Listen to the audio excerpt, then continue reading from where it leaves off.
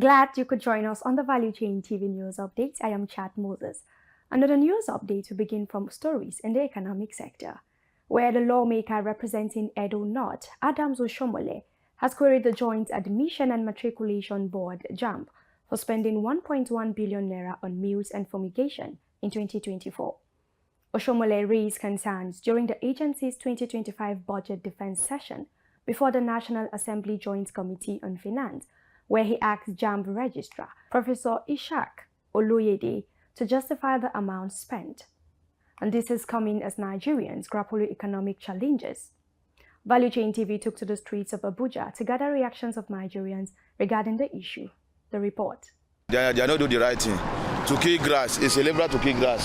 Find cutlass, or they hire the machine. They have machine where they cut grass. It's okay for them. How many thousand? It cannot to be 1 million for one office. How many thousand go use a day? The office, how many kilometers? It pass 1 kilometer where they go use million per kill grass. You know, supposed to pass 1,000 naira. That you stop that kind of thing. Make it the organize for the jam. Find way to kill grass for around. Like my house now, I may know how to kill my backyard grass or front grass. So to not be able to live for another person, can't kill your back grass or front your grass. So that's my own concern. No, they are not. It's not right for them to do that because they want that environment to be conducive for people to have a good health. So they are looking at the health of Nigerians and the people. So it's not good for them to do that. I advise them, my advice to them is that they should look into what JAM is trying to do. It's not for the bad, it's for the good. And if that's for the good, they should not stop them. And I advise them also that if something come up and that thing is going to benefit the people, they should allow it to happen. That is my own advice. And now moving to oil. The price of Brent crude, Nigeria's benchmark grade, has extended its gains for a third consecutive session, surpassing $8 per barrel for the first time in over 4 months. The rise is attributed to tighter United States sanctions on Russian oil, which are expected to impact exports to major buyers such as India and China.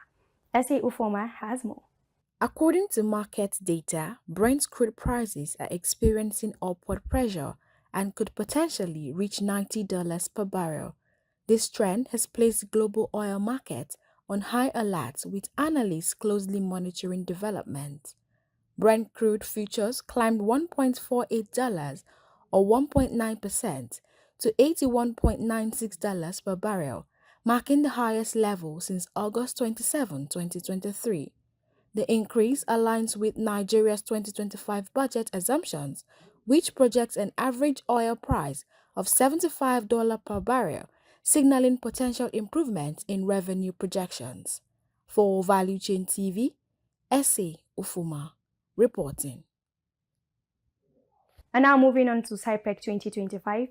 As industry stakeholders prepare for the 2025 edition of the Sub-Saharan African International Petroleum Exhibition and Conference, SIPEC, the Chief Executive Officer of the Nigerian Upstream and Downstream Regulatory Authority, Benga Komolafe, has been announced to be among the first set of distinguished speakers. The 9th edition, set to take place from 11 to 13 February at the Eco Convention Center, Lagos, Nigeria, will provide participants with a platform to explore innovative strategies, key opportunities, and hear groundbreaking discussions across 3 impactful days of panels, keynotes, and networking sessions. Among other prominent speakers confirmed for this year's event is the Chief Executive Officer of Health Energy, Dr. Osoyande Iyegon, and other speakers across Africa. In a statement issued by SIPEC, the inclusion of industry leaders like Dr. Iyegon underscores the essential role of African independence as drivers of regional energy security, investment, and innovation. And now moving to the power sector. The federal government, through the Ministry of Power, has revealed that the sector experienced an improvement in power generation by 30% in 2024.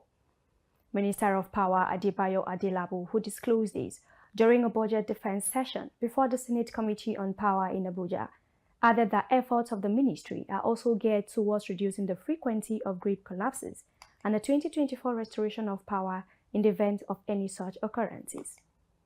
Adelabu further stated that the ministry has set a target of acquiring 10 million prepaid electricity meters in the next 5 years, beginning from 2025, to bridge the shortfall of the essential equipment in the country. And now on foreign matters. Oil prices surged to 3-month highs as reports emerged that Indian refiners are preparing for new U.S. sanctions targeting Russian oil flows. The development has intensified concerns over global energy supply disruptions, driving West Texas Intermediate crude to significant gains in early trading. The potential sanctions have already spurred Asian buyers to seek alternative crude sources, primarily from the Middle East. However, existing sanctions on Russia and Iran have complicated these efforts, further tightening the global oil market and raising concerns about supply stability. Market analysts anticipate further volatility as the geopolitical landscape evolves, with energy stakeholders closely monitoring development in the coming weeks. And finally, on sport, the much anticipated 2024-2025 session of the Nigerian Women Football League (NWFL) Premiership is set to commence January 15, 2025, with thrilling matchups across the nation. Valuechain TV's Kabir Lawal has more. The year 2024 and 2025 campaign carries extra significance as clubs begin their race to qualify for the inaugural Women's World Club Cup 2026. The winner of NWFL Premiership this season will compete for glory in the WAFU B regional qualifiers and secure a ticket to the 2025 CAF Women's Champions League's final, aiming for a place in the first ever global club football showpiece for women's clubs. NWFL chairperson Nkechi Obi has extended her best wishes to all clubs as they begin their campaigns.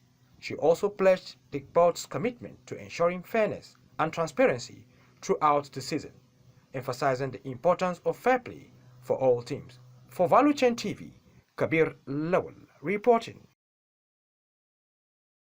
And with this, we conclude the Valuechain TV news update. I remain Chad Moses. Many thanks for watching.